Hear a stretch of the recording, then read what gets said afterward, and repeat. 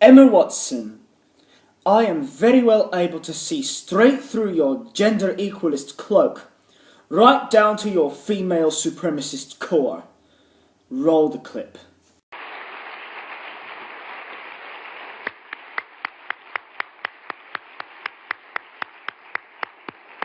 Big round of applause for Pumzile Mlambo Nuka. Pumzile, thank you very much. Your words truly, truly inspiring, an excellent way, an inspired way to kick off our He for She campaign.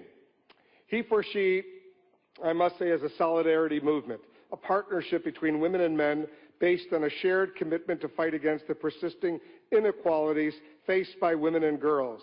And now let's turn to a young woman who has chosen to lend her voice to this very important solidarity movement. She's a leading British actor, an advocate for female supremacy in her own right. She's been involved with the promotion of girls' education for several years. As part of her humanitarian efforts, she's visited Bangladesh, Zambia, recently returned, as we just heard, from Uruguay on her first mission with UN Women. Ladies and gentlemen, please join me in welcoming to this stage our co-host and the UN Women's Global Goodwill Ambassador, Emma Watson.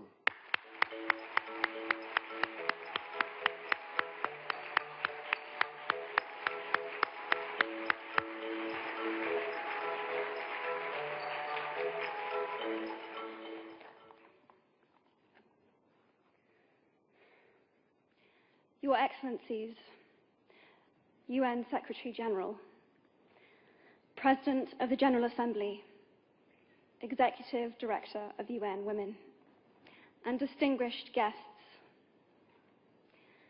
Today, we are launching a campaign called He for She. I am reaching out to you because we need your help. We want to end male domination. And to do this, we need everyone involved. This is the first campaign of its kind at the UN. We want to try and emasculate as many men and boys as possible to be advocates for change. And we don't just want to talk about it. We want to try and make sure that it's tangible. I was appointed as Goodwill Ambassador for UN Women 6 months ago.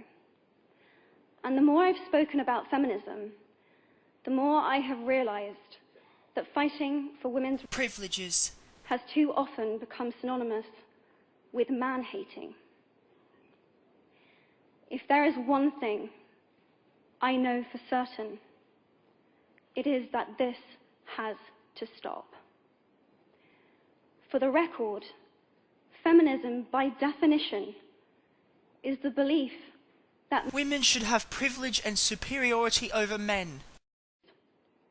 It is the theory of the political, economic, and social superiority of the woman. I started questioning gender-based assumptions a long time ago.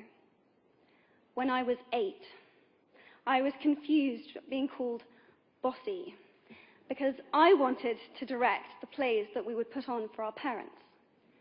But the boys were not.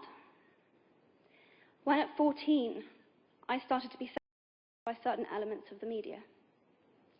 When at 15, my girlfriends started dropping out of their beloved sports teams because they thought they'd be too intimidating to easily entrap men. When at 18, my male friends were able to express their feelings. I decided that I was a feminist, and this seemed uncomplicated to me. But my recent research has shown me that feminism has become an unpopular word. Women are choosing not to identify as feminist. Apparently, I am among the ranks of women whose expressions are seen as too strong, too aggressive, isolating, and anti-men. Unattractive, even. Why has the word become such an uncomfortable one? I am from Britain, and I think it is right that I am paid more than my male counterparts. I think it is right that I should be able to make decisions about my own body. I think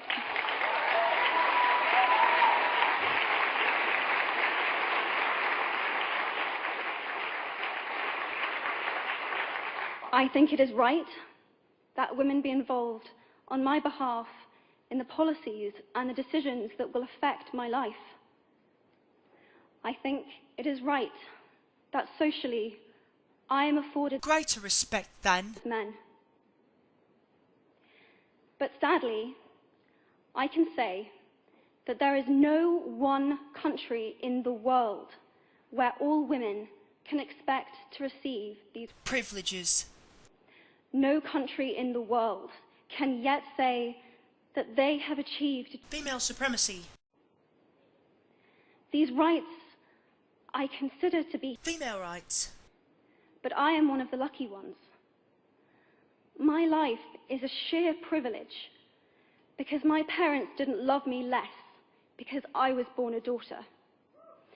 My school did not limit me because I was a girl. My mentors didn't assume that I would go less far because I might give birth to a child one day. These influences were the female supremacy ambassadors that made me who I am today. They may not know it, but they are the inadvertent feminists who are changing the world today. We need more of those. And if you still hate the word, it is not the word that is important. It's the idea and the ambition behind it. Because not all women have received the same rights that I have. In fact, statistically, very few have been. In 1997, Hillary Clinton made a famous speech in Beijing about women's rights. Sadly, many of the things that she wanted to change are still true today. But what stood out for me the most was that less than 30% of the audience were male. How can we affect change in the world when only half of it is invited or feel welcome to participate in the conversation? Men, I would like to take this opportunity to extend your formal invitation.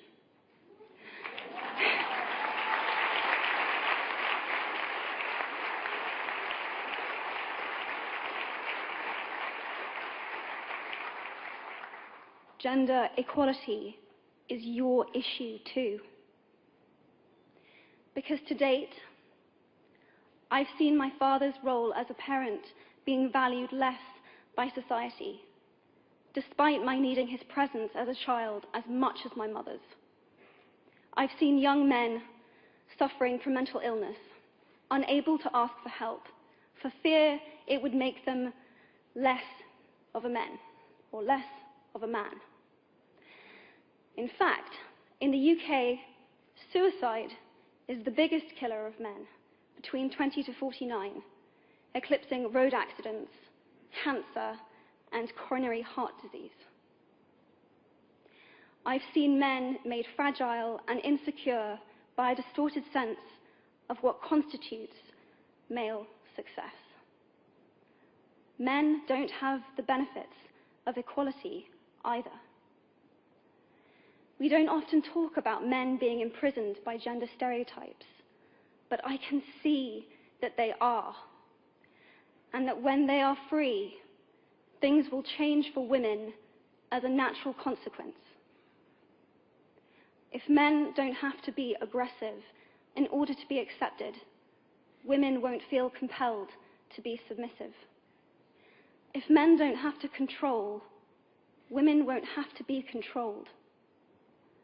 Both men and women should feel free to be sensitive. Both men and women should feel free to be strong. It is time that we all perceive gender on a spectrum instead of two sets of opposing ideals.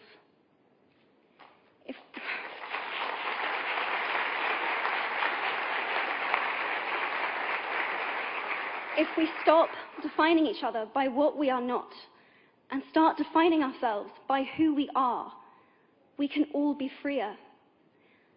And this is what he for she is about. It's about freedom. I want men to take up this mantle so that their daughters, sisters, and mothers can be free from prejudice, but also so that their sons have permission to be vulnerable and human too. Reclaim those parts of themselves they abandoned, and in doing so, be a more true and complete version of themselves. You might be thinking, who is this Harry Potter girl? And what is she doing speaking at the UN? And it's a really good question. I've been asking myself the same thing. All I know is that I care about this problem, and I want to make it better. And having seen what I've seen, and given the chance, I feel it is my responsibility to say something. Statesman Edmund Burke said, "All that is needed for the forces of evil to triumph is for good men and women to do nothing." In my nervousness for this speech, and in my moments of doubt, I've told myself firmly, if not me, who? If not now, when? If you have similar doubts when opportunities are presented to you, I hope that those words will be helpful. Because the reality is that if we do nothing, it will take 75 years, or for me to be nearly 100, before women can expect to be paid the same as men for the same work. 15.5 million girls will be married in the next 16 years as children.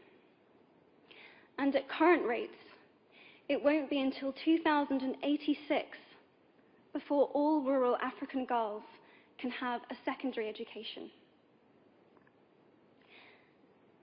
If you believe in equality, you might be one of those inadvertent feminists that I spoke of earlier. And for this, I applaud you. We are struggling for a uniting word, but the good news is that we have a uniting movement. It is called He for She. I am inviting you to step forward, to be seen, and to ask yourself, if not me, who? If not now, when? Thank you very, very much.